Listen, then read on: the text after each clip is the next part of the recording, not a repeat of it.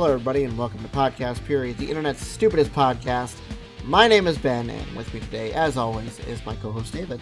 He didn't neglect to introduce me this time. Yeah, look at me go. And Progress. he didn't butcher anything.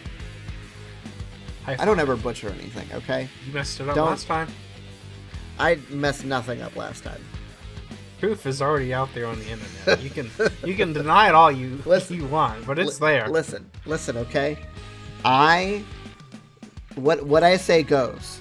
And what I say is that I messed nothing up last episode. Okay? You saying it was intentional? That's exactly what I'm saying. I'll buy that. I'll buy that cop out. Okay, so we're back with another normal episode, as normal as these episodes get anyway. Back from our little detour through the land of true crime. We've got some interesting things to talk about, and I guess a little bit of a follow-up for something that we've been talking about for a while now. And we're going to, review Shang Chi and watch some trailers, all that good stuff. With the disclaimer at the beginning, do as we say, not as we do, because we broke our rule. You broke. No, you broke too. No. Okay, cat out of the bag. All right, look. It's not the same phone. Hold up yours too. Don't even start. What are you talking about? What are you talking about? Yeah, hold it up. It's literally the same phone. What are you talking about? Yeah. Make sure there's nothing on there. We both got the Pixel 6. What he's trying to say is he pre-ordered it. Yes. I did not. I bought it after it came out by like a day, but still. The same day. Whatever, same difference. Anyway, this time it happened to work out because it's a pretty good phone. But we're going to talk about, if we don't get to it sometime during the article, we're going to talk about our experiences with it so far because, yeah, it's an experience. Anyway, first things first. Let's do our due diligence, do the articles. First one I've got for you guys is a fun one. I don't know. We never talked about this on the podcast, so if this is your only source of news, I'm sorry this is the first time you're hearing about it, but there's a remastered GTA trilogy that I'm not even sure I would call a remaster at this point because it looks like it went down in flames. Rockstar put out GTA 3, Vice City, and San Andreas again. All built on the Unreal 4 engine, I believe.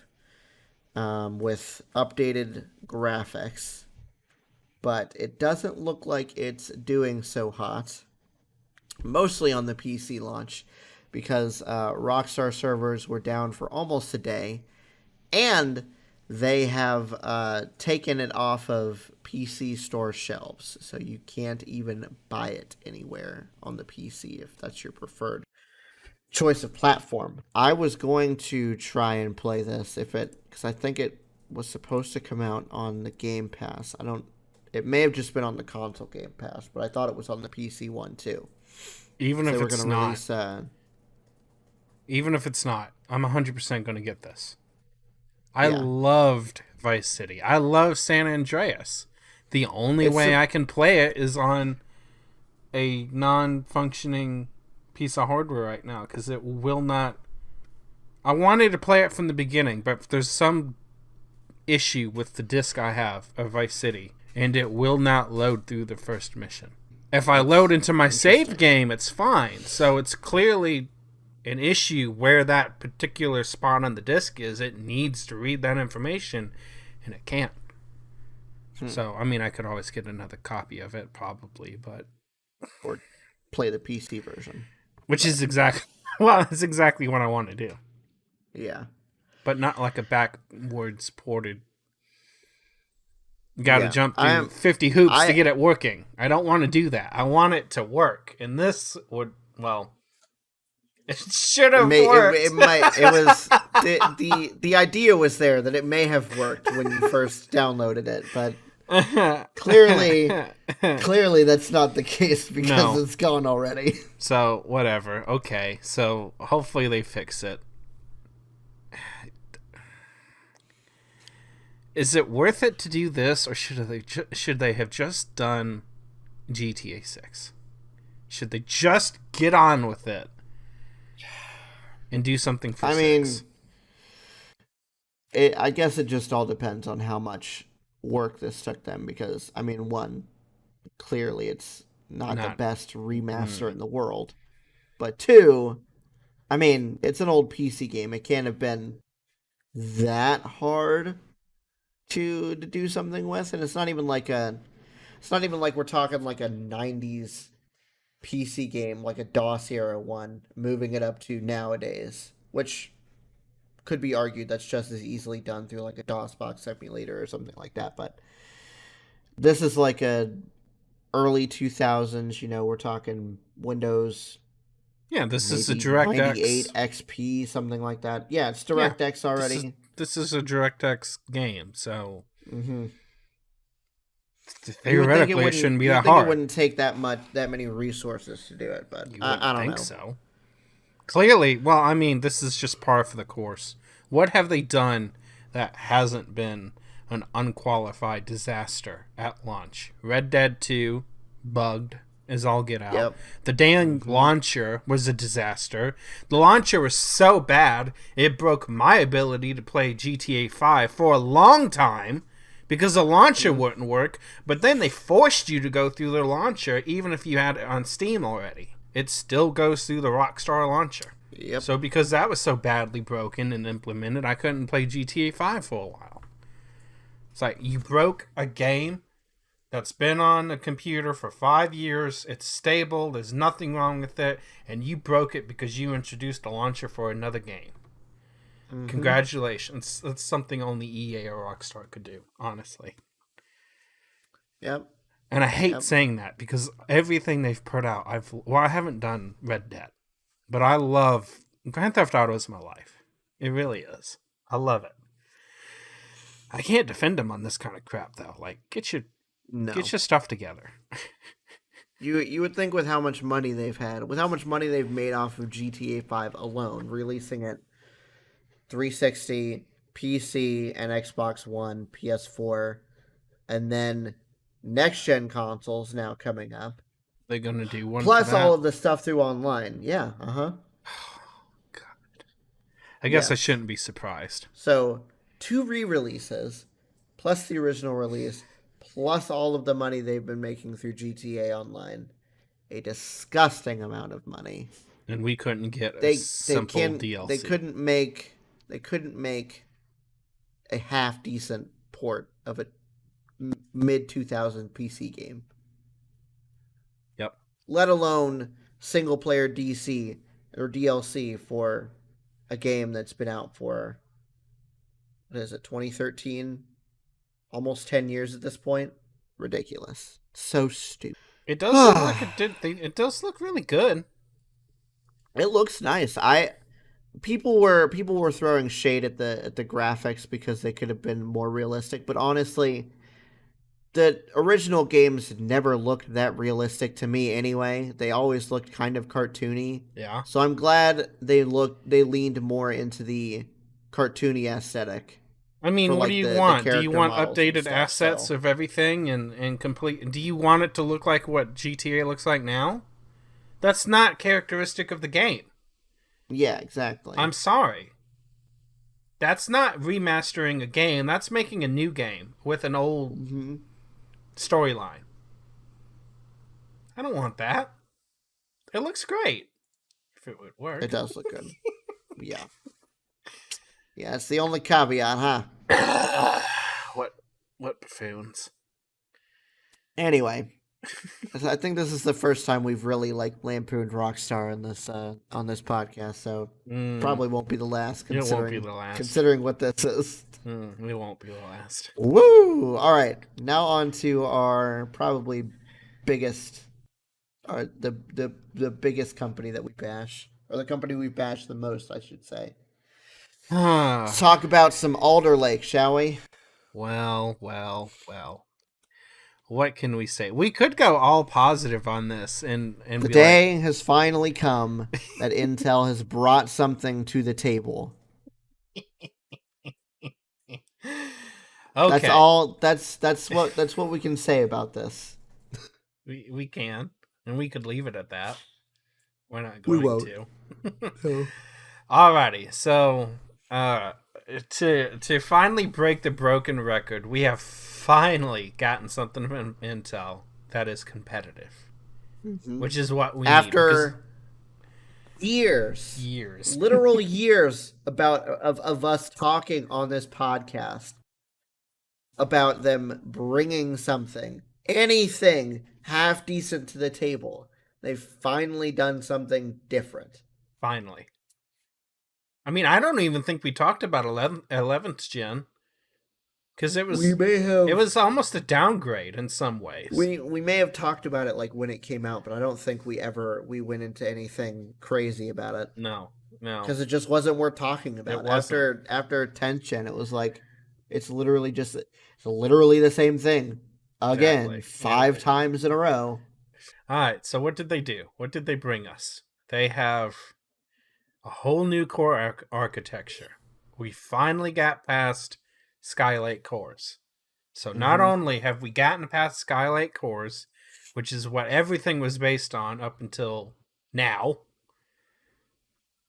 we finally got off 14 nanometer bin.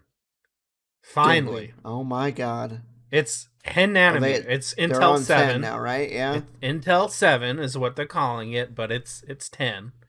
Right. Finally got 10 nanometer. Oh my god. We were supposed to have this back in like 2017, 2018. Like, holy cow. This is so bad that it took so long. We have a whole new CPU design. So now we have our performance cores and we have our efficiency cores. Wonder where they could have gotten that from. ARM, maybe? Hmm. I wonder. And I have to admit, I kind of thought, oh, okay. So they're going to be performance cores that are used to what we're used to. They're going to be efficiency cores that mean nothing. Wrong on all of that. I have to admit, I was wrong. I'm surprised.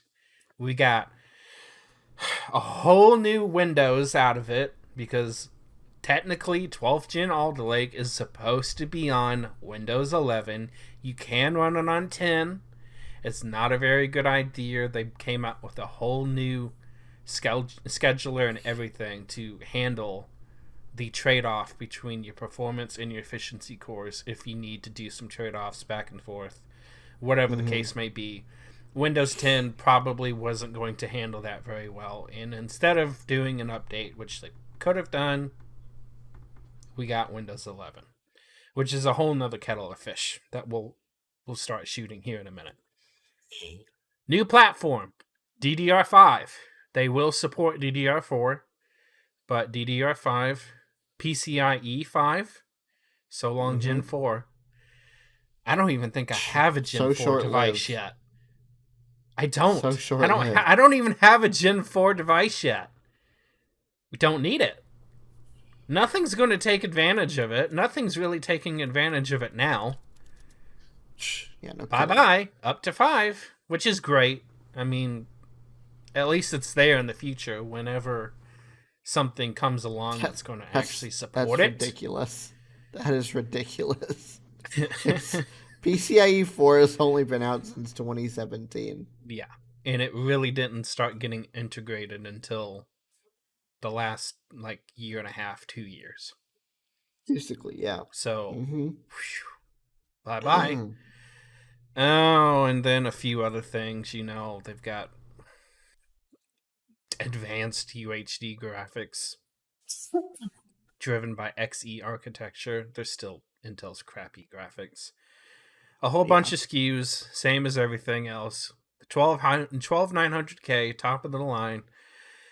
8 performance cores, 8 efficiency cores, for a total of 24 threads. The performance cores are Intel hyper-threaded. The efficiency cores are not hyper-threaded. So, does it matter? Apparently not, because it smoked everything.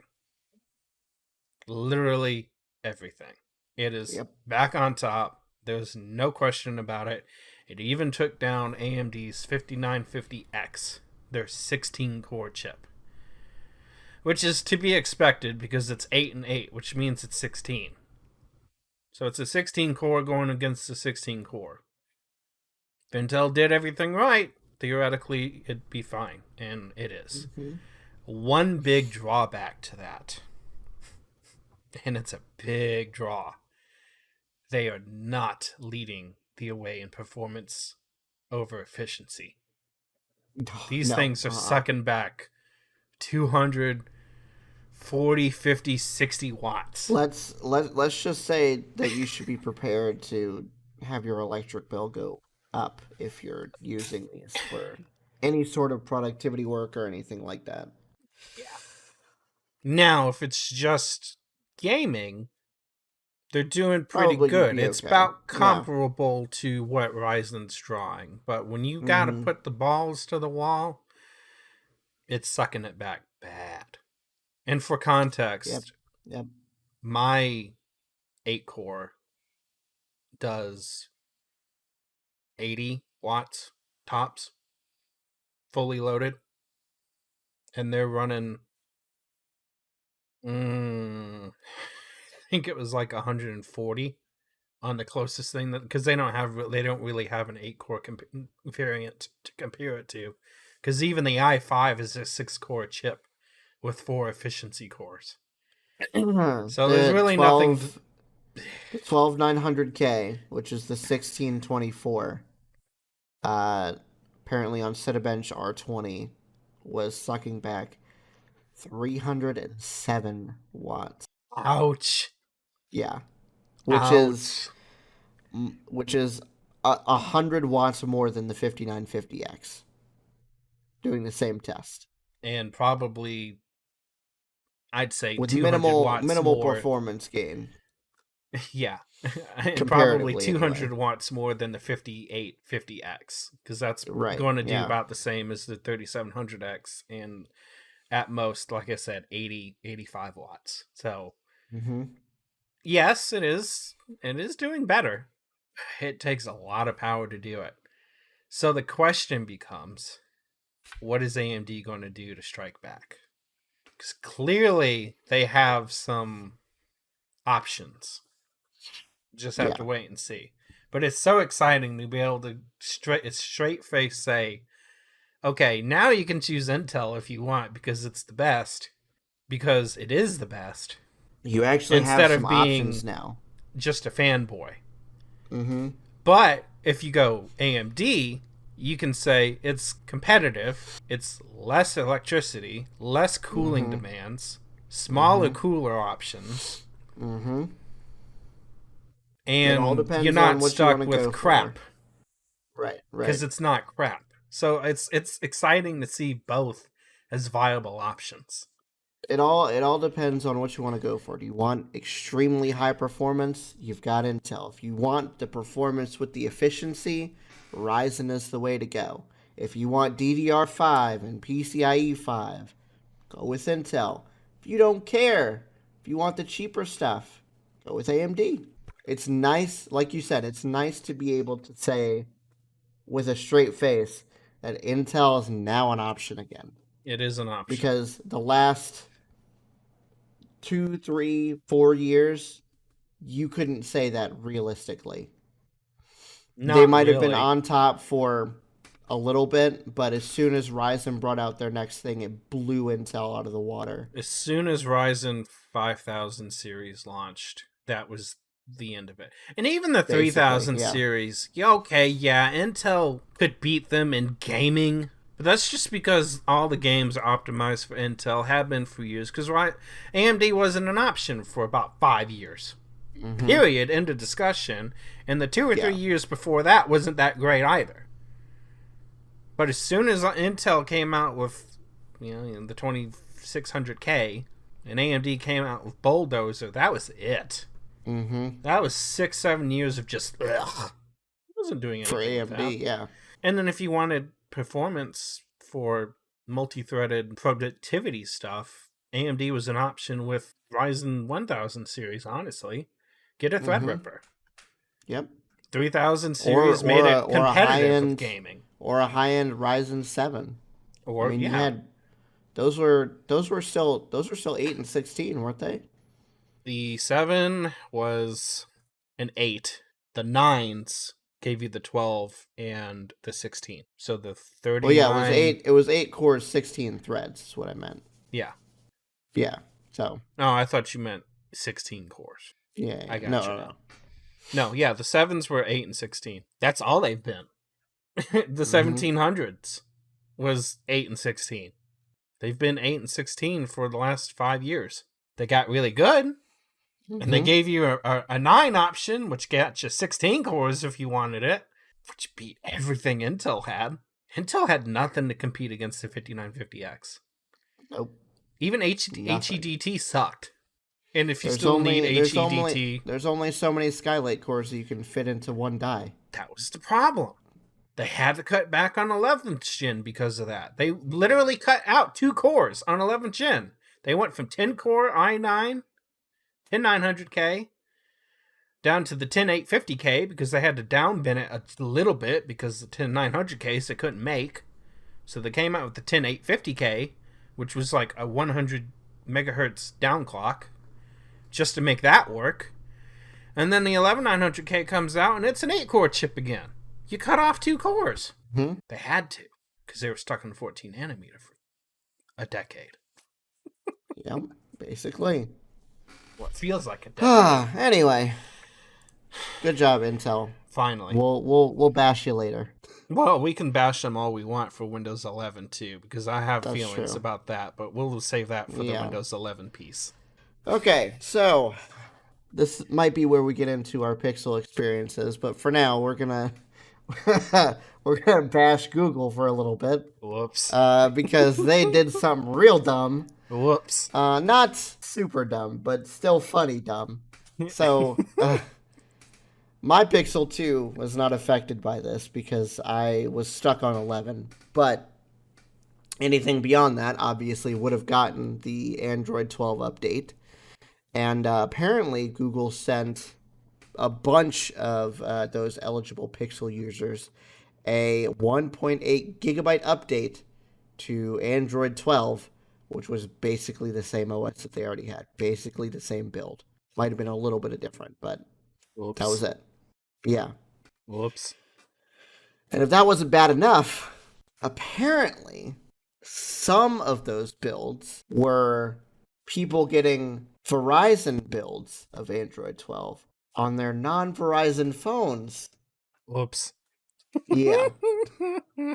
So like I said, it's not necessarily the worst thing in the world, but no, it's not the best thing in the world either. That's so stupid. That's so stupid. How do you do that? It must have been. It's got to be another instance of the intern going and pressing a button that they shouldn't have. Like realistically. I mean, that's if it's some hilarious. senior management thing, then somebody's got a new job. Let me tell you. Woo! That's hilarious. I love it. So funny. Okay, shall we move on to Windows 11? We'll save the Pixel 6. We'll save we'll do an actual. We'll save it for discussion. Yeah. Don't worry, guys. It's coming. Okay, so now we can bash Intel because we got to bash Windows 11 because we got to bash Microsoft no matter what happens because they can't do anything good. So, what brought this on? Well, the next Windows 11 update makes the blue screen of death blue again. So, they borked. They borked something. It's terrible or whatever. It's Windows 11. What do you expect? This is probably going to get fixed before it's even an issue. And honestly, I say it's a non-issue because who's on Windows 11? According to Steam, 1.8% of people.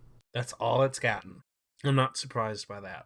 Oh, so why is this an issue? Well, it's because of Intel. How many things could you possibly have done to screw over another company by designing a new OS because your main partner came out with a new CPU design and you need to make a new scheduler for it? And we've seen this in the past. AMD came out with Ryzen.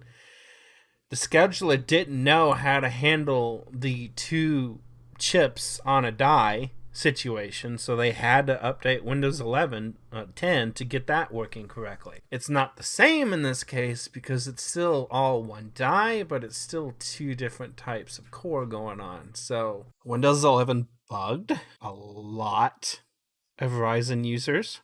AMD fixed it with chipset drivers just to have a lot of tech outlets who were doing reviews of the Ryzen CPUs because they needed to do reviews for the new 12th Gen Alder Lake, found out if you switched your CPU around, which isn't going to affect normal users, it magically unfixed the fix.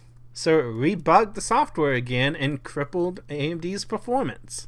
So not only is Windows 11 a bad idea if you're on AMD, period, end of discussion, don't do it yet. It's also not a good idea for people on Intel because apparently Microsoft can't get Windows 11 right and they're just sending out bug after bug after bug. So good job, both of you. I swear, if I wasn't like a tinfoil hat conspiracy theorist type person and drove down all those conspiracy paths possible, I'd swear there's collusion between these two at this point. Just saying. Yeah, I don't know. I'm not doing Windows 11. Not for a while. Yeah. And it even gave me the option to update. And I'm like, no, don't you dare. Don't you dare do that. Mm-hmm. And I swear, if I wake up to Windows 11 one day, I'm going to be very upset. I don't know what to do with this. Let's hope. It's garbage. So anyway, the actual article that you brought is about the blue screen of death, and I just had to bring up this meme because I've seen it all over the place, and I think it's hilarious. So you know how with like every version of Windows, the blue screen of death has just gotten simpler and simpler and simpler to the point where in Windows 10 it's basically a frowny face with your computer ran into a problem and needs to restart. So There's this meme that I've seen going around. This isn't the exact one, but it's close. So it's like the emoticon. It's X3, and it goes, ooh, oh, what's this? Notices crashy washy. It looks like your PC went into a problem. We're just gonna get your daddy waddy and we start for you. 69% nuzzled and wuzzled.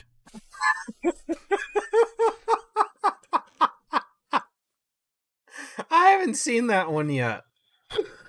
Oh, it's so good. Oh my gosh. Send that to me when you get a chance, please. I will. Oh boy. Woo! Okay. So let's keep on going. My last article for this episode is one that's hopefully nobody has to deal with because this is super creepy. More than 1,000 Android phones found to be infected by creepy new spyware. Phone spy records video and audio and steals contacts, images, messages, and more. So, if you ever scared that somebody might be tracking you or anything, then you should look at your phone and see if this is on it. The malware offers a fully featured array of capabilities that, besides eavesdropping and document theft, also includes transmitting GPS location data, modifying Wi-Fi connections, and performing overlay attacks for harvesting passwords to Facebook, Instagram, Google, and the Kakao Talk message application. It's beautiful. Beautiful. Oh boy. Oh, here's a complete list of what the app can do. It can get a complete list of the installed applications on your phone, steal credentials using phishing, steal images, monitor your GPS location, steal SMS messages, steal phone contacts, steal call logs, record audio in real time, record video in real time using front and rear cameras, send SMS to attacker-controlled phone number with attacker-controlled text, exfiltrate device information such as IMEI, brand, device name, Android version, and conceal its presence by hiding the icon from the device's drawer/menu. Whoops. Yeah. Yeah, that's a God. That's a good piece of poison right there. Yeah, no kidding. That's everything. That's everything right there. Mm-hmm. If you have ever installed something off of the official Google Play arena, software box, whatever you want to call it, make sure that you turn that setting back off. Because if you run into an ad or something like that and you accidentally click it, we all know that it happens. This could be installed on your device. And that would be awful. Wonderful. Nothing else to say about that. Let's move on to the last story, shall we? Oh, God. Okay. Oh, my head hurts just thinking about this. You shall not pinch to zoom, Ben. Don't do it.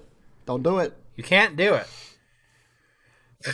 The Rittenhouse trial judge disallows a basic iPad feature.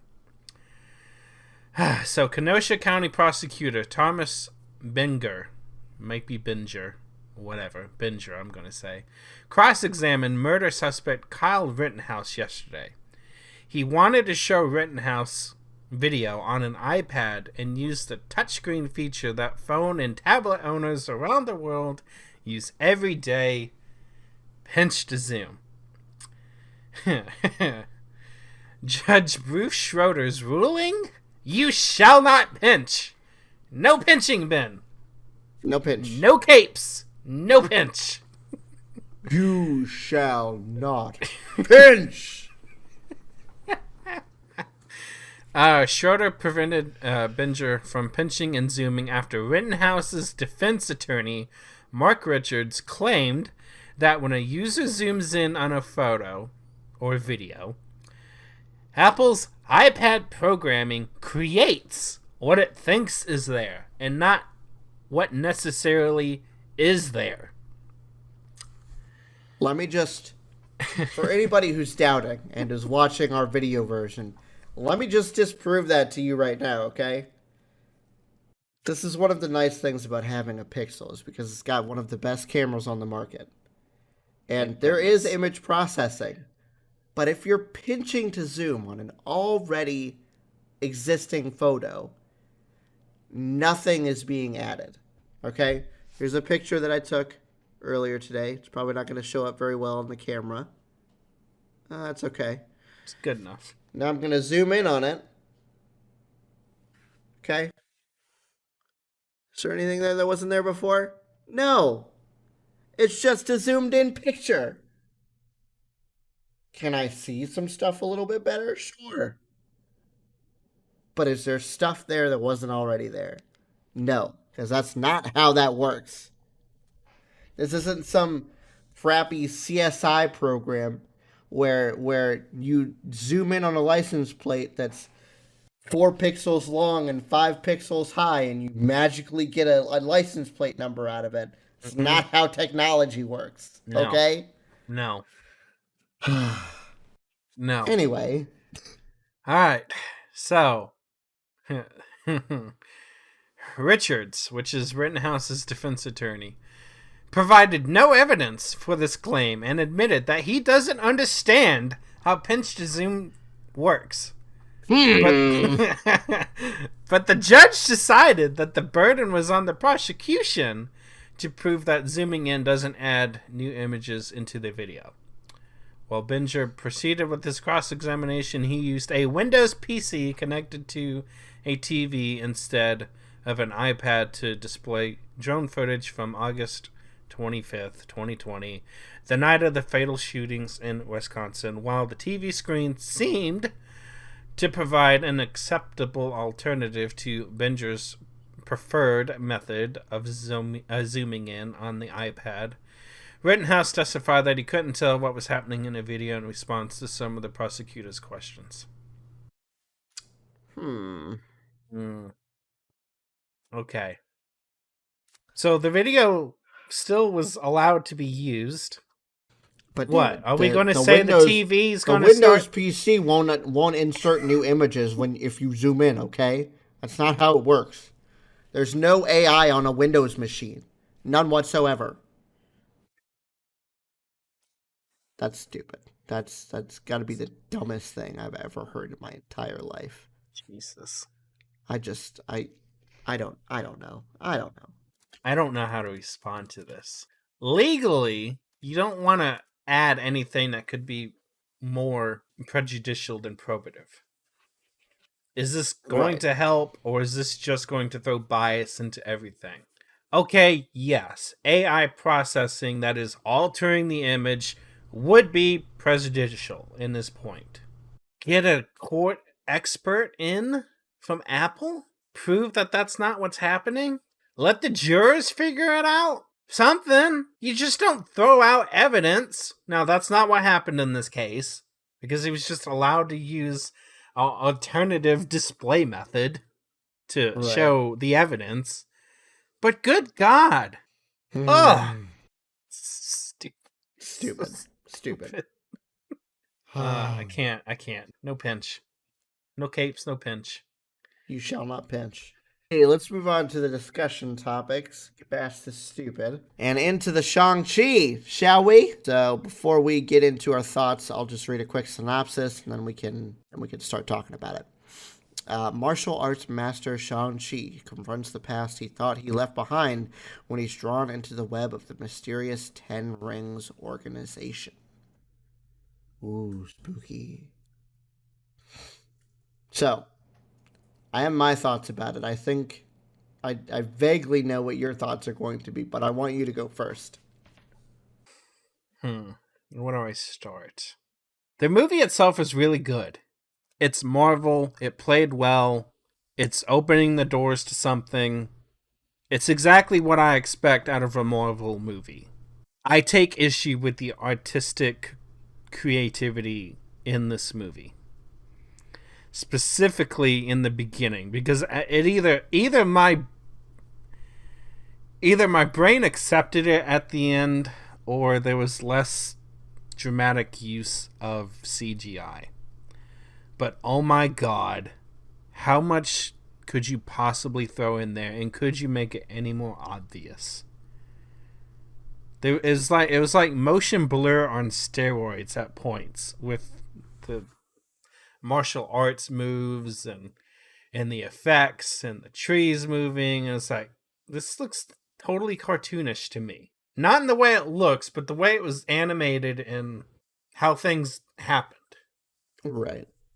Not necessarily the assets and how images looked, but just the motion that everything took.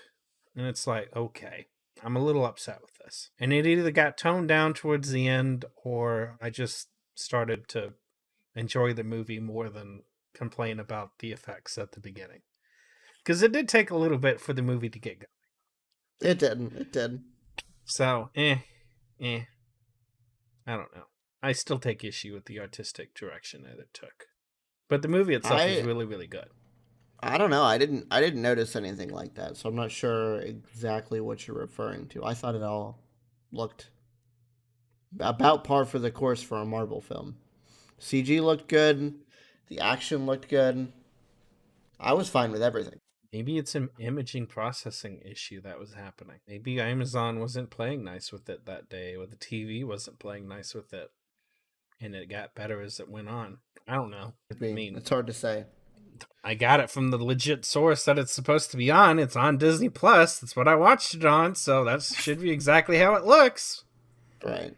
You can't offer anything else besides that. I don't know.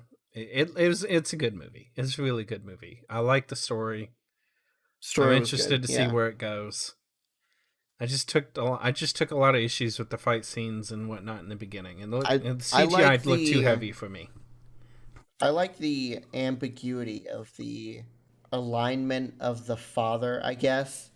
Because, I mean, he's running this secretive organization that's supposed to be running things behind the scenes, right? Yep. But we're never, like, really let on as to whether this is, like, a really bad thing. I kind of like that ambiguity, especially of his character, because it's like as you see as time goes on that like he was like this brazen warlord, and then he met their mom, and then he mellowed out, and then their mom died, and then he kind of got all crazy again, and then he mellowed out after he thought he started hearing her again, and it all went downhill from there. So I like the way that his character kind of played out, because I don't think we've seen anything like that in a Marvel movie before. It's always been pretty cut and dry. I think maybe the closest that we've had was like the ancient one with her use of the dark dimension to extend her life or whatever. But Mm-hmm. besides that, there wasn't really any ambiguity with anybody else's alignment. And I mean, yeah, their dad is supposed to be a bad dude, but in comparison, like with his relationship to them, it's kind of all over the place, and I like it. Yeah, it's one of those things where you could tell he meant well. He was just misguided Yeah, as far yeah, as yeah, their yeah, yeah. relationships go. Mm-hmm. It's also something you could kind of draw this comparison as well. He loses his wife. Hawkeye lost his entire family. He Mm-hmm. goes down. Is it Renan? Ronan. What Ronan? Thank you, Ronan. He goes down that path after the events of Infinity War. Mm-hmm. We don't necessarily know where things are going past that yet. Looks like we will find out when Hawkeye launches Mm-hmm. sometime soon, I hope. But it's kind of like that same thing, you know. He was a little misguided in his placement as well. It's you can understand it. You can understand it. What did he do? God knows. Mm-hmm. There's a lot of ambiguity in that. But there's Right, also a right. lot of ambiguity with the Ronin thing too. Like we don't exactly know what he's done. We kind Yeah. of do, but we don't. I think their father story kind of wraps itself up in a bow, because all of the answers, all of the questions are answered. Like, why did he force Shang-Chi to start training as hard as he did after their mom died? And we find out because his father blames him for his mother's death. Why didn't you protect her? Why did you just stand there and let her die? Yep. Which is Misguided, but we understand his reasoning. exactly. I mean, he wasn't the thing that he walked into was his wife was dead and his two kids are still alive. So, I don't know. I find his relationship with the two kids probably the most interesting thing about this movie. That and the dragon. The dragon is pretty cool, but you know. Dragon wasn't embraced enough. That was really Yeah, cool. well, I mean, realistically, we're probably not going to see any more of the dragon. So, Realistically, no, but yeah. that was cool. Yeah. I I really like I get what I'll go ahead and get into like the end credit scenes now. I like that Shang-Chi is now going to kind of fold into Doctor Strange's whole mythos because of Wong. That's That going to be felt I find that really interesting. that felt very right. Like, Yes. well, okay, so we get into a little bit of a spoiler, but not really. We get into one of the fight scenes, and we see Wong, and it's like, yes, awesome, a character that we actually like and we know. And as soon as he comes into the picture, I'm like, how is this not a Doctor Strange type thing? Like these rings basically act in a way just like everything that they do. So it seems to tie hand in hand until it's not, which you can get into the end credits now so that we can explain that. Mm-hmm. Apparently, when Shang-Chi first uses the 10 rings, sending out some sort of like multi Versal Beacon. I don't know. I don't know what to think of that. I don't know how we're going to tie into that. Is that going to be something with the next Doctor Strange movie? I don't know. That would be my guess because Wong's in there, but it's very well possible that they just completely hid that information from us. Just like we've still yet to have gotten a freaking another Far From Home trailer. Not Far From Home. No Way Home. No Way Home. Yeah. The dang home naming is so easy to confuse if you accidentally say the wrong thing. They did a good job with that. But, like, come on, give us another trailer. Are we going to get all of them or not? Dang it, we want to know if Toby and Andrew are in this. Tell us! For real, yeah. Tell us! The movie's supposed to come out this year, isn't it? As far as I know. I don't know. It could. But anyways, they're intentionally withholding information on that. They very well could have done the same thing with the Doctor Strange trailer. It didn't seem like it was going to be anything with that. It looked like it was just going to be introducing the multiverse. But then we have it's like, I don't know, is it tied together? Because the way they depicted the whole Doctor Strange thing is it was something that he royally effed up while trying to do a spell to help Peter out.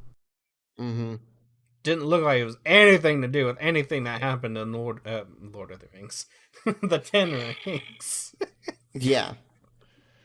I don't know. We'll find. Well, that is supposed to be for the Spider-Man movie, so I don't know. We'll see. We haven't gotten anything for the Doctor Strange movie. Oh yet. Yeah, that's right. I'm thinking of the wrong thing. And then the after credit scene with his sister, I find also very interesting. Okay, what? The fact that she's now taken over the 10 I want to rings. hear your thoughts on this. I don't know. I feel like she's just going to continue on what her father was already doing. Because, I mean, she was supposed to be there to shut the whole thing down, right? Supposedly, but she's clearly not doing that. She's clearly not doing that. She's also adding the element of making it her own thing in that she's making sure that there's females that are being trained in the martial arts and everything, too. So her psychology for this whole thing is really interesting because her whole thing was her dad never let her train with anybody. She learned everything by herself and better. And she went off and built this fighting franchise thing all by herself because her father was not going to let her be part of the organization at all. So I find it interesting that when the time comes, she's the one that takes it over. Yeah, I guess it just depends. There's a lot of ambiguity as far as the intentions. Yeah, clearly in the beginning it was. I mean, she ends it with that cliche line, "Oh, we've got work to do." Exactly. What work? What are we doing here? There's a lot of ambiguity as far as the purpose of the organization. There's a lot of ambiguity as far as her intentions. Right. She doesn't have the rings, at least as far as we know. She shouldn't have the rings, at least as far as we know. So there's a lot of things that can't be done the same way as they would have been done with her father because she is missing that critical aspect. Is it going to matter? The heck if I know. Yeah. It was an interesting turn of events at the end, but I don't. Without knowing intentions, I can't formulate an honest opinion about it. It's like I assume that's probably going to factor into the next Shang Chi movie more than likely, unless they decide to factor it in somewhere else. But I can't see where else they would put it in. I don't know. They just said it. The 10 Rings will return. It didn't. Yeah, this is true. And that's another ambiguous thing because the 10 Rings are referencing the rings, but it was also the name referencing the organization. Of the army, the organization. Mm-hmm. So, what 10 Rings are we talking about? Are we talking about the organization, or are we talking about Shang-Chi and the actual 10 Rings? Or are we talking about both? I don't know. Yeah. I don't know. I don't. Could be Shang-Chi and the 10 Rings versus the 10 Rings. Oh, we know. Yeah, for real. I don't see anything about a Ten Rings Disney Plus series, so it's gotta be in one of the movies somewhere There's coming up. so much. There's so much expansion going on right now. This Yeah, yeah. expanded into a whole nother thing. The Mm-hmm. multiverse is going to expand into God knows what. Yep. The Internals just came out, and Lord knows what that's opening up. Plus, there's supposed to be an end credit scene at the end of Venom, the new Venom movie that's supposed to factor into the MCU somehow. So God only knows about that. I'm surprised about that, given how much them two hate each other. Yeah, I know. I know. Like, Sony play nice with Marvel? Since when? Yeah, we should still be surprised that the Spider-Man thing is still happening. I know. Woo! God. Good lord. Anyway, um, let's go ahead and wrap it up. What rating would you give it out of? Well, I guess there's only one apt rating for this out of 10 rings. Out of 10 rings, it's probably a 7. A 7. Yeah. Yeah, I think I'd give it an 8. It's pretty good. I liked it. Yeah. We usually I'm do interested out to of see 5, what. so that's a 3.5 versus a 4. It's pretty close. Mm-hmm. Yeah. I'm interested to see what they've got in Venom and the Eternals. So hopefully those come out before the end of the year. We shall see. Anyway, Anything's coming out this year, to be honest. Shall we move on to the Pixel 6 talk? Let's so do we it. finally got our hands on these bad boys. And oh god, where do we start? Who do we bash first? What do we do? Do we start on the good news? Do we start the bashing? Do we just hobble along? What do we do? I don't know. We got a lot to discuss. I don't know. I'm gonna start out with saying that I have thoroughly enjoyed this phone. Not that I don't have my issues with it, but I do really enjoy using this phone. Okay, well, since you had a Pixel, what do you like? What do you dislike? Because at least you've had Pixel experience. I still hate the in-screen fingerprint reader. It works, but it's so much less accurate than a physical one, which they could have added in the exact same place on this phone. So who knows why they didn't? I said the same probably thing. What with your Z4. As soon as I had the Z2 Play, I had the fingerprint sensor down at the bottom. Mm-hmm. Every single time, 100%, never. Okay, I can't say never, but hardly ever messed up. Right. Mm-hmm. Whereas this thing, I can consecutively go 3-4 times and it not recognize. Mm-hmm. And then I can go 20 times and it's fine. It makes no sense. Weird. I'm not as upset about that as you might be, but that's just because I've had an in-screen fingerprint sensor for the last 2 years. So as far as my experience goes, it's about on par with what I got with Motorola. I don't think it's better. I don't think it's worse. It might be a little bit better. It's not worse. What is worse, 100%, and I can't figure it out. Ben and I have both thought of different things. I cannot, for the life of me, get the godforsaken gestures to work correctly. Specifically, one the gesture, specific gesture, which is, and it's really hard to explain for those who haven't used the gesture-based navigation. It's the app switching gesture, the one that brings up multitasking. You're supposed to be able to swipe up and hold. Mm-hmm. And it's supposed to give you the entire... And I'm trying to do it now, and it's not working. So let's see. I can probably do it on the first try. It's so weird. Maybe not if I'm doing it on camera, but... Yep, see, right away. Whereas I'm legit trying. Now, if I get it to... If you kind of swipe to the side a little bit while going up... That sometimes works a little bit better. Or just straight up swipe to the side. and it works just fine. That part, but then that's one by one by one. You got to swipe through all of them. You don't get the entire list. It ticks me off to no end. I don't understand what's wrong with it. All the other gestures work fine, and I'm too used to the gestures at this point to go back to the end screen buttons, which I thought about doing, and I did for all of like 15 minutes, and then I got to an application where it actually mattered that the additional screen real estate wasn't there, and I'm like, oh, I forgot about this detail, because on the home screen it really doesn't matter. Right. The buttons literally don't take any extra room. What app were you using where it mattered? I got to Chrome and I started reading articles, and it's like, oh. Okay. And then I'm sure Facebook will do the same thing, but I didn't get enough.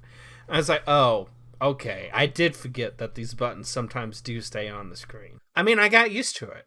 It was fine. And it worked 100% on my Motorola. And I had issues in the beginning, too. But I finally learned it. It took about a day. I learned it, and I've never looked back. And I kind of get agitated when I have to use an Android device at work that doesn't have gesture options. Because I'm, like, muscle memorying, I'm like, oh, crap, I can't do that.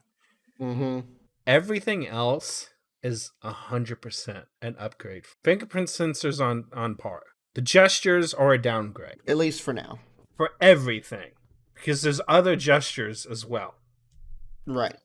You cannot, and the reason why I'm doing this, you could get a chop to flash light option on Motorola. You could do a quick twist to get to the camera. None of that is available on here. I miss it so much. Now, they do give you an option to double-click the power button, which will then launch the camera, and I'm okay with that. And we also found there's a double touch on the back that will do certain things, but unfortunately, flashlight is not one of those options. Yeah. So I'm very much missing my quick access to the flashlight, just because I was so used to just doing that. If you have never had a phone with it, you would not realize how useful it is. It's so useful. Even me having the Pixel for going on 4 years before this, the chop to flashlight was easily the best feature on that old phone. Like, easily. Because you don't realize how many times you use your phone as a flashlight to look under things or you don't to have move that around at night or whatever. Mm-hmm. Until you're half asleep and you have to groggily pull down the thing and hit the flashlight toggle, and then it comes on, and then you have to do the same thing to turn it off. Which sounds so stupid to complain about. But it's such a game-changing option that it's ridiculous. It sounds it so really much. Is. It sounds too much like a gimmick to be true. But honestly, guys, it was one of the best features of a Motorola phone, other than the almost perfectly clean. Like, there's a couple of the widgets that I liked better. The clock widget, for example, I liked better on the Motorola one because you could get time and weather versus just time. I hate the analog clock on Android 12, by the way. That thing is ugly. I don't know how anybody can stand to use that. Just change it to digital. Yeah, Another thing that I'm not a fan of that you can put on the home screen. Yeah. Another thing that I'm not a fan of. Okay, so the clock and the time widget is there, but then you're stuck with the clock and the date up above it. That's true. And you can't get that off. So it's on there twice. That's why I don't bother with the widget, because, I mean, realistically, if I'm looking at my unnecessary home screen, on this phone. You've got the time up in the corner. Time up there in the corner. It is unnecessary. But I've been on a phone and I've had that for such a long time. I can't really. And it's a very easy way to get to your alarm as well. So, yes, it's repetitive, but I'm not going to get rid of it.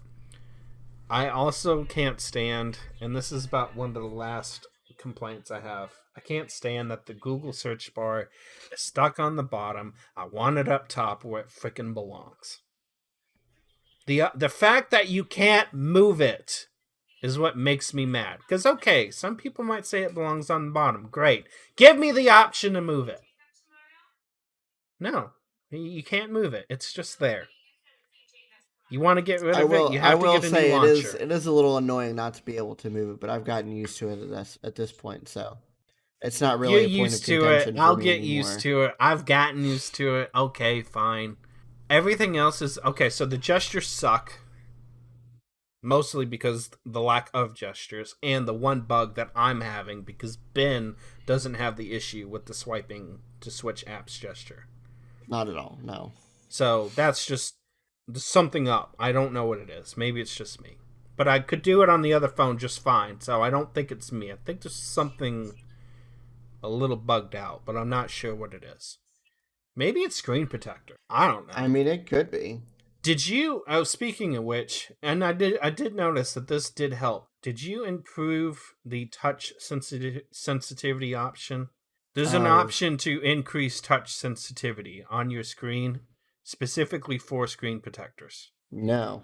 I haven't had an issue with this after putting it helped with the fingerprint sensor. Oh, did it? Okay. Yes, it did help with that. I did notice an improvement after I enabled that option. The battery, oh my god, the battery is amazing.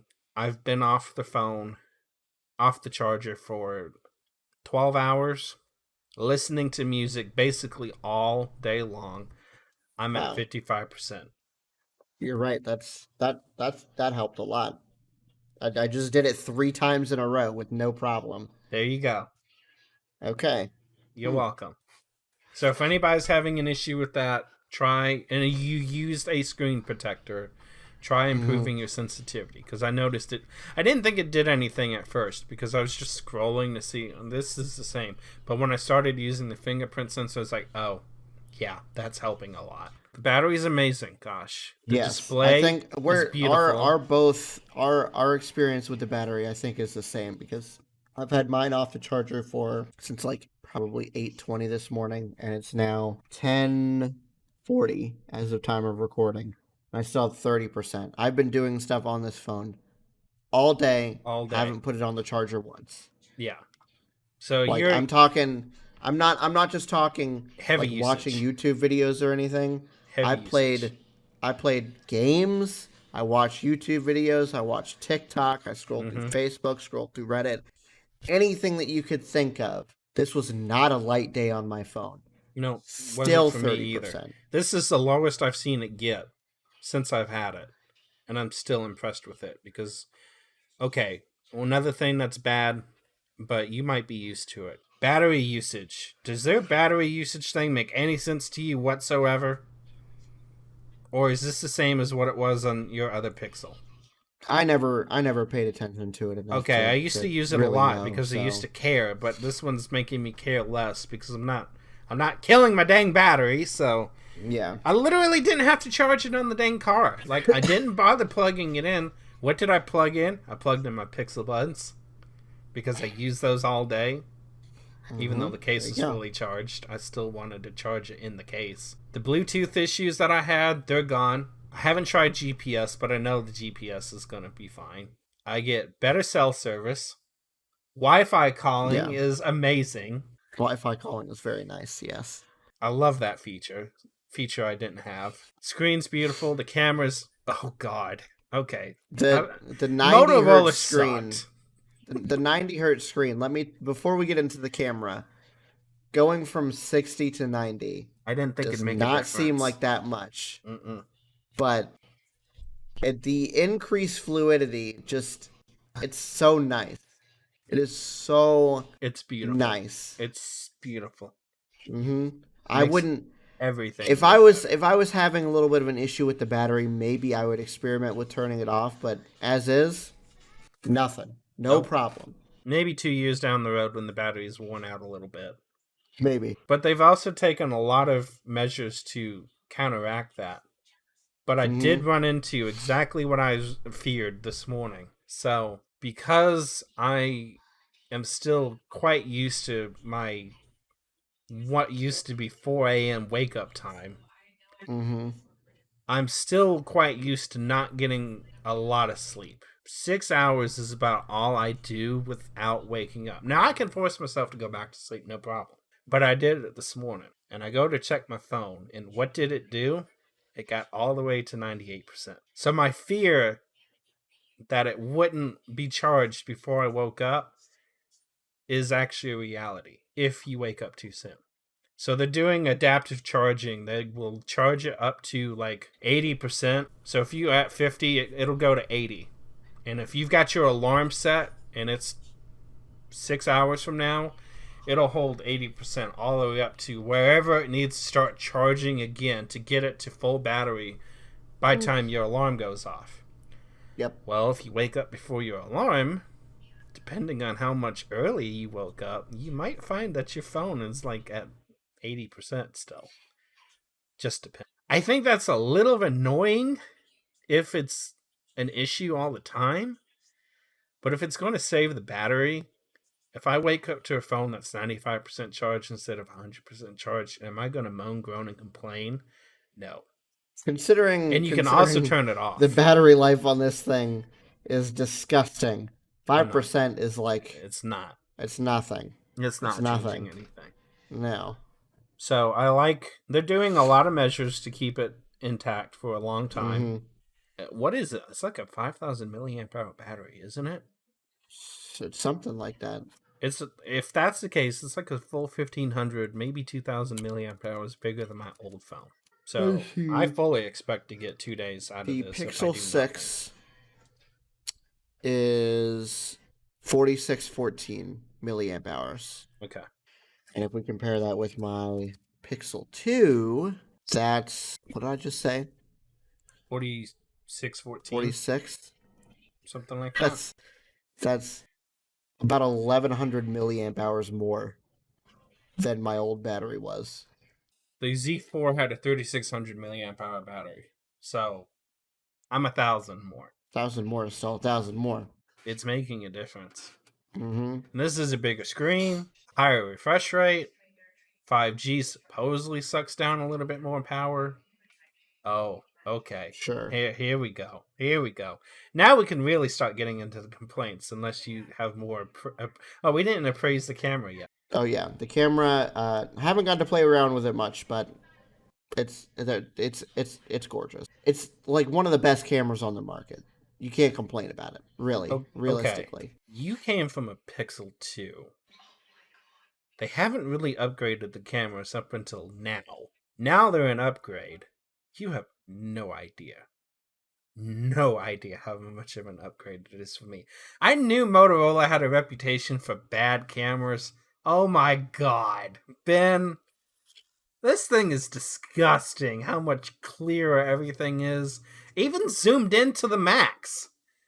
It's still way clearer than what I could get not zoomed in. It's so crazy. And I love the little gimmicks that they've got in here. The slow motion stuff. I really want to get into that. Magic Erase works really good.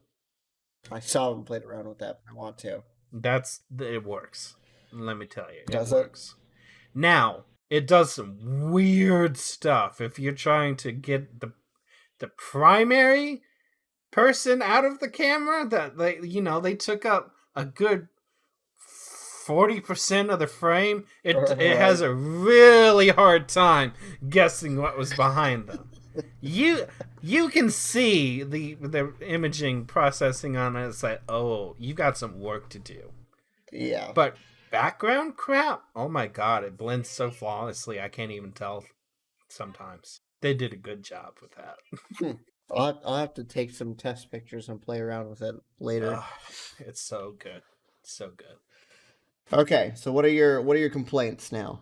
Okay, now we get to bash AT&T, because we always get to bash AT&T. What was your download speeds? I don't remember. Let's see. Download was almost 200, I think. 200 megabits a second. Just do a live test. Because theoretically, it's going to be the best it can be right now. I have to admit, it is better than what I was getting. So I'm doing about 120-ish. So my download 169 and 13.2 upload. My upload still isn't doing great. It's like 8. So it is faster. When we connect back to... I know what you're going for here, and I don't know if this is going to help me. Which is basically about the same as what I'm getting on Wi-Fi. The router that's in here is it's a little bit better, obviously actually. The one I should be using because it gets the best connection. Unfortunately, it is not a gigabit router. So it's going to be capped at 100 if I use that one. Even though we're supposed to have 400. There's just nothing you can do about that. So if I connect to the one in the living room, which is only like half the percentage that it should be, I'm still getting 200-ish. It's fluctuating a little bit. Oh, God, that reflection sucks, but whatever. It's 191 is where it finished. My rant about that. And I'm not entirely sure how accurate this rant is now, because all the information that I've been told by AT&T is that you have to have an unlimited plan to enjoy 5G access. The phone clearly says 5GE. I don't know if the phone's lying to me or not, but those speeds indicate something has changed, because I never got 100 megabits here at the house off of cellular. In the beginning, I was getting 50 to 60, and then here lately it was 20 to 30 on LTE. Right. Yeah. So something's different. Maybe they're confusing themselves with millimeter wave versus what's standard out in the air, and their marketing isn't clear. But I think it's baloney that AT&T wants you to have that. But now I'm beginning to think it's not an issue. I mean, clearly. But you know what it did at work? I'm just glad to have any sort of service out here, because before, when I was just on 4G, this area is like a dead zone. Is it? It says you're connected to LTE, but you couldn't do anything. Anything. That's the problem I have like at work. You try and connect the you try and like do freaking like get yourself somewhere with the GPS, can't find the route, can't do anything. Now, nothing. No issues whatsoever. I need to test the GPS. But I know that was a bug with my old phone. It would disconnect. It would just say, GPS signal lost. I couldn't make calls at work. At least not in the department that I'm in, because apparently that's a dead spot in the store. I used to be able to do calls all the time. Wi-Fi calling fixes all that. Connect to the Wi-Fi? Great. Now I got service. I'm not losing messages anymore from multiple people that I'd lose messages from, you being one of them. Although we've had less issues with that since RCS dropped, but yeah, thank God. We still had issues from time to time. Mm-hmm. All of that's went away. So I broke the rule. I did exactly what I said not to do, and I pre-ordered the Pixel 6. And so far, I have to say, thank God my bet paid off, because this could have been a total disaster. It could have been. With the exception of a few quirks. I mean, realistically, the only thing that you were betting on was whether or not their new custom designed chip was going to be any good. I haven't had a single performance issue out of it. Nope. The only thing that I've had performance related is that gesture issue. And that very well could be the dang screen protector for all I know. Not entirely positive what's up with that. But everything else has worked just fine. It's quick, it's snappy, it's fast. Not having the other gestures is just, they just don't have it. It's not a defect. They just don't have it. All my other complaints is software. That's just the way they did it. I'm used to a different launcher, and now I got to get used to the Pixel launcher.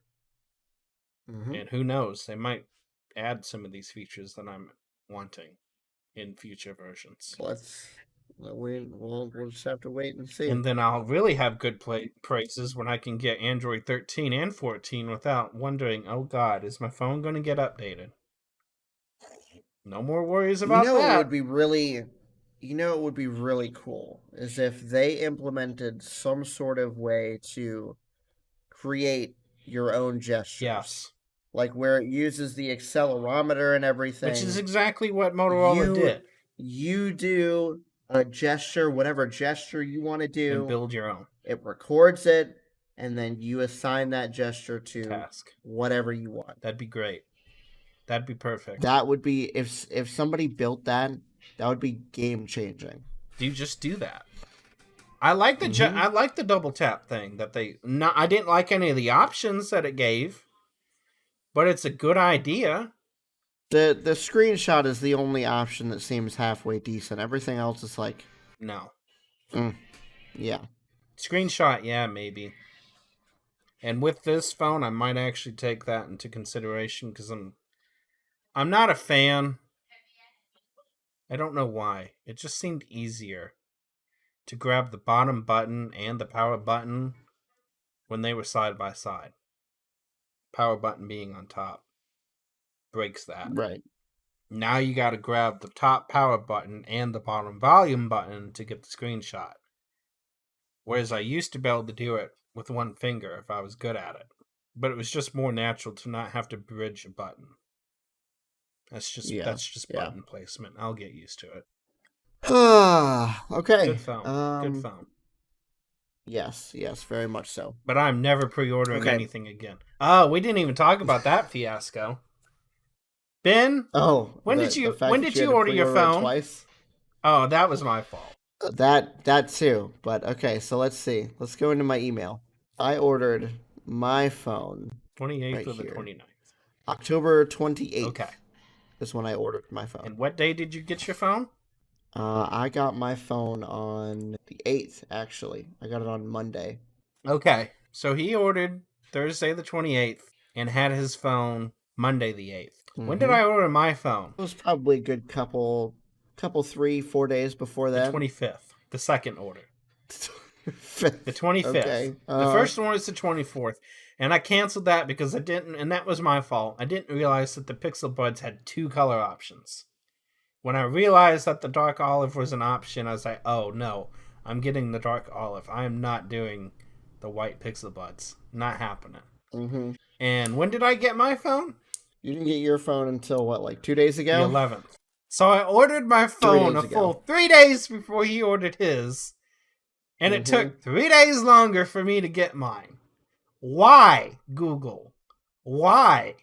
I pre-ordered. I should have been one of the first ones. He didn't order it until it launched. And he gets his phone before I do? Special.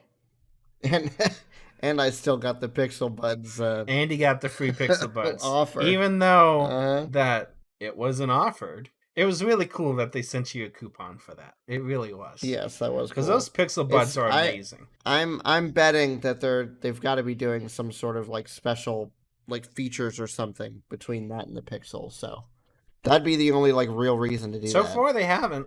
I hooked it up to my other phone just for laughs and giggles, and it functions the same.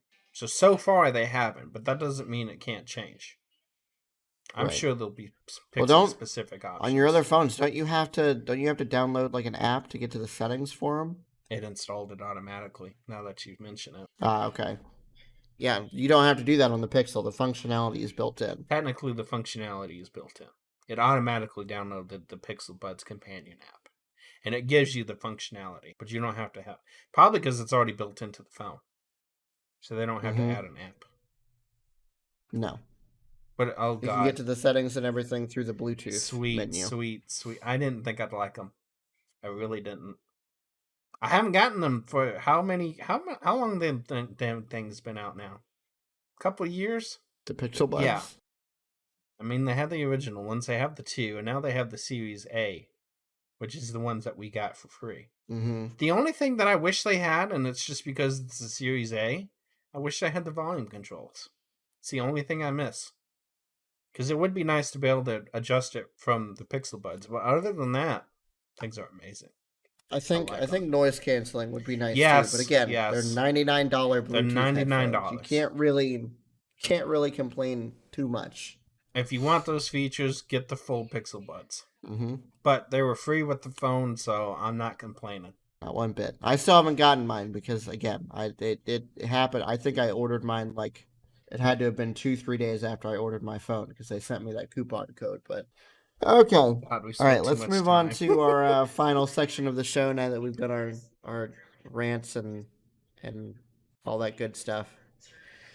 Let's see. Our first trailer for the evening.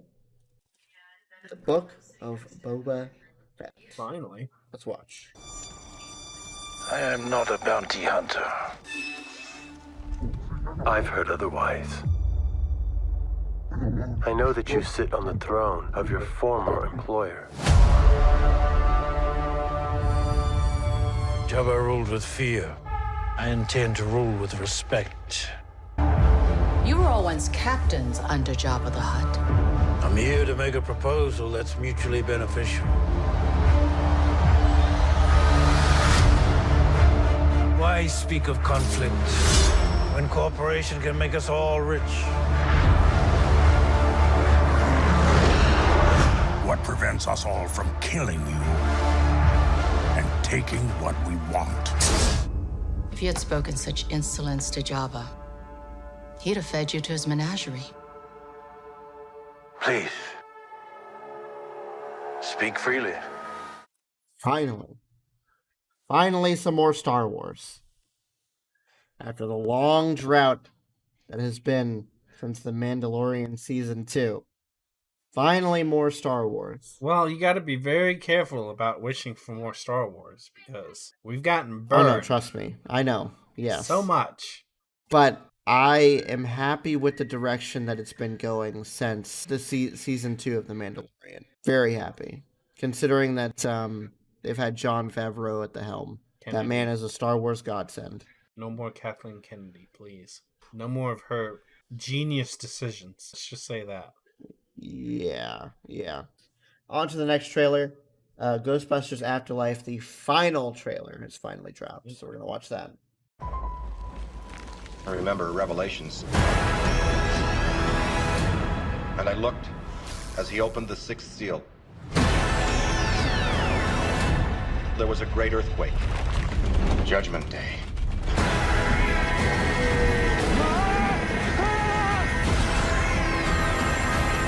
Raise a cult. I'm calling about what happened in New York.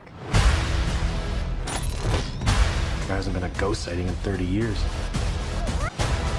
Oh my god. What is happening here? His grandfather was a Ghostbuster. Something was coming and he knew it.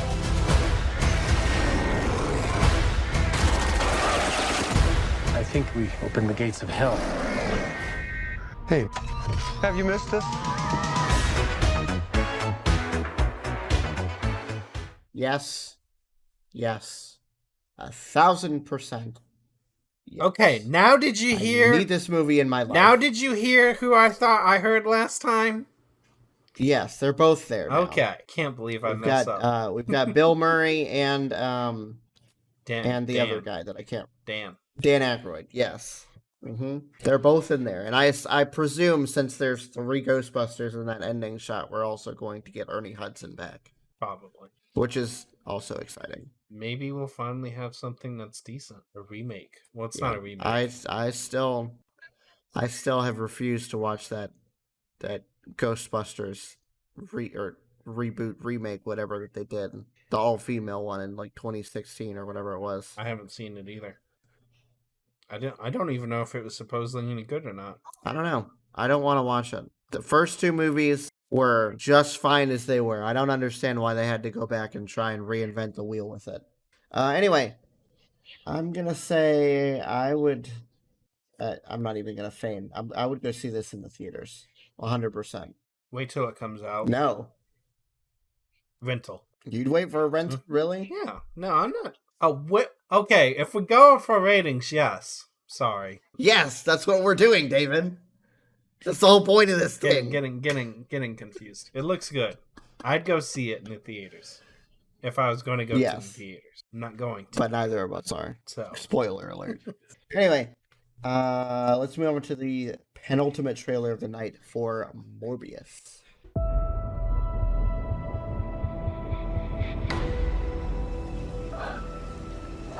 You need a doctor?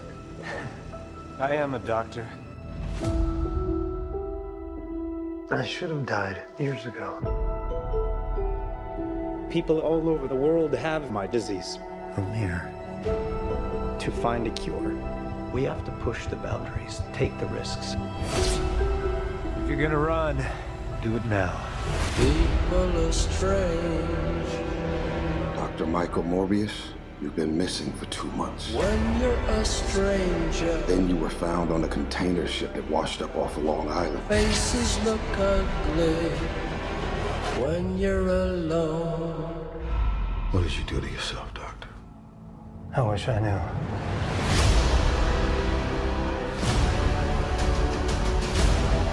I went from dying to being more alive than ever.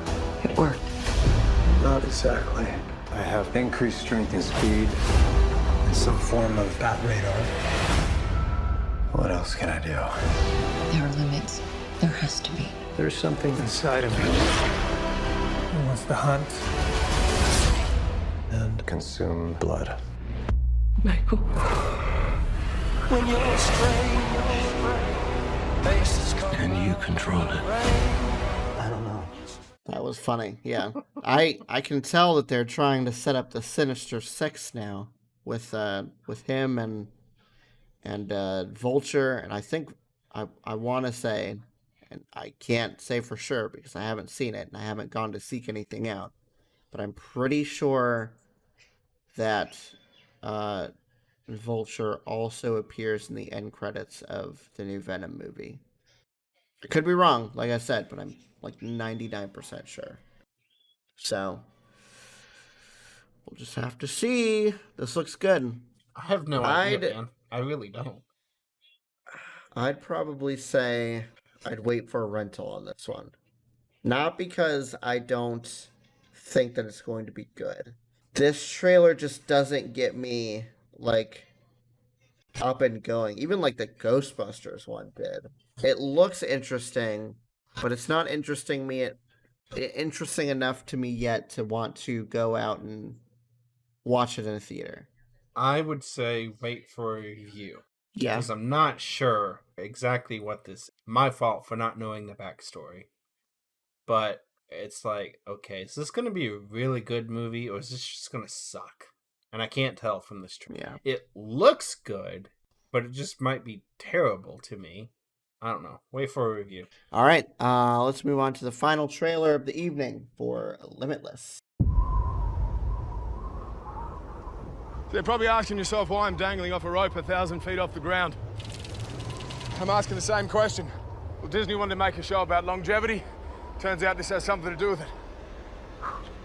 Here we go. I'm getting older now, and I don't feel invincible. It makes me want to push myself to such an extreme and live as long as I can and continue to make the most of every moment. If you push yourself beyond the point at which you should be coming out, there is a real risk you could die. Why am I doing this? Why am I doing this? What's making you nervous? Oh, death is usually a big one, yeah.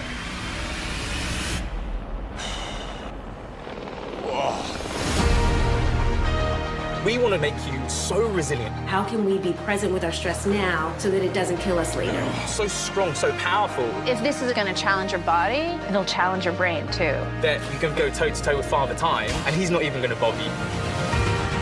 We change your body to do a reboot on your system. You know, we're basically going to need sort of Chris Hemsworth 2.0. The new me.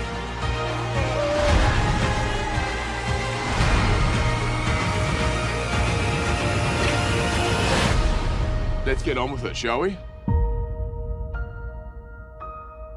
Interesting. Not at all what I thought that was going to be about. What were you thinking? Well, okay, so I don't think I've had you watch it yet, but there is a movie called Limitless that stars Bradley Cooper.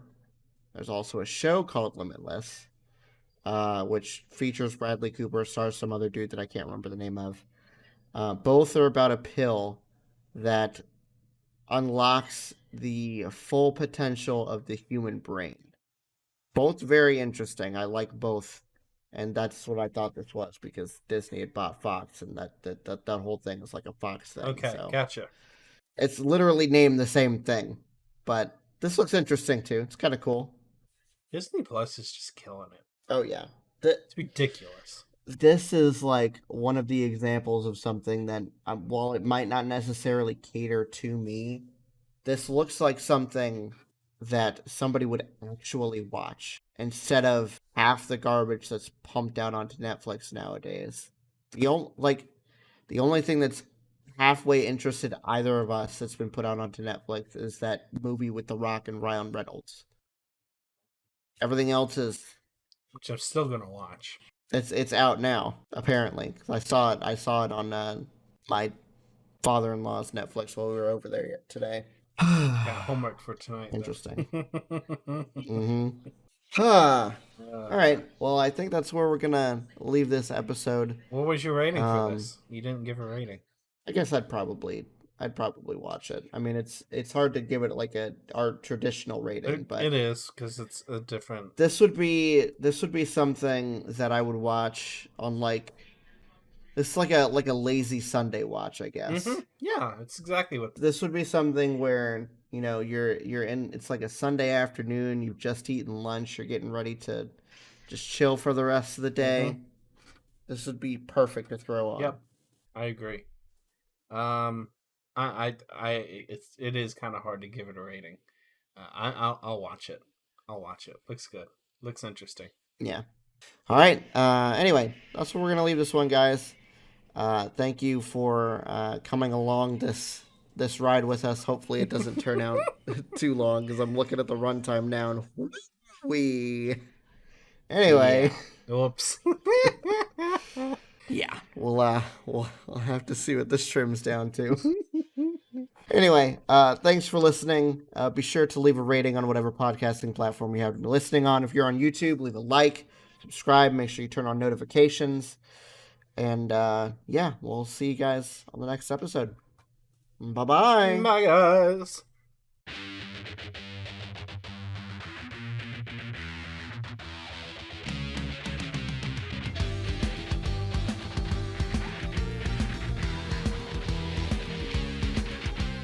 Thanks for listening to this episode of Podcast Period. This episode was hosted and produced by Ben, co-hosted and edited by David. You can contact Ben on Twitter at BenPlaysVidges. That's Ben Plays, VIDYAS. And you can contact David on Twitter at Car6by16. If you'd like to chat with us about any of the topics on this episode, you can hit the show up at Podcast Period on Twitter, or shoot us an email at podcastperiodpodcast@gmail.com. That's all for this episode. We'll see you next time.